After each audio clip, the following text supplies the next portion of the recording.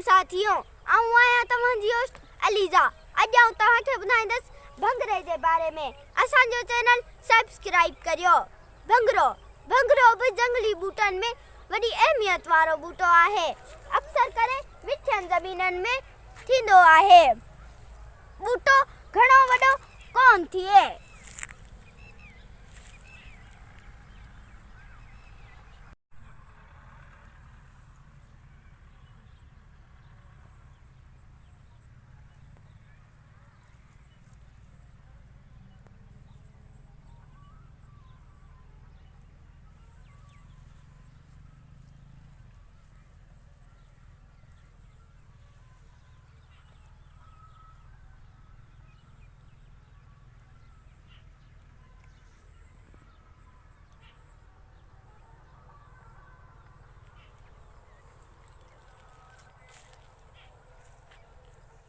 हिन बूटे जा पन डिघा ऐं सोड़ा थियनि था।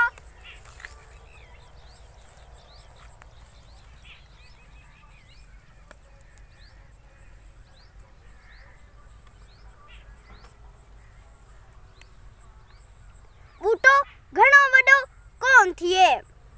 हिन में गुल बि थियनि था, जेके सूरजमुखी जे गुलनि जिया थियनि था, पर तमामु नंढा थियनि था। भंगरे खे बि अक्सर करे ॿकरियूं चूंडे खाईंदियूं आहिनि।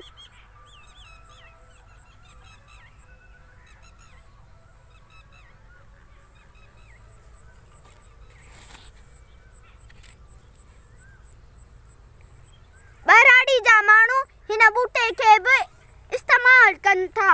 ॿहिराड़ी जा कुझु माण्हू अचनि वारनि खे मेहंदी हणे ॻाढ़ो करण बजाए भंगरे जा पन ऐं गुल घोटे उन जो पाणी मथे में विझनि त अछा वार कारा थी वञनि था। ॿहिराड़ी जूं औरतूं बि अचनि वारनि खे कारो करण लाइ भंगरे जो इस्तेमालु कंदियूं आहिनि।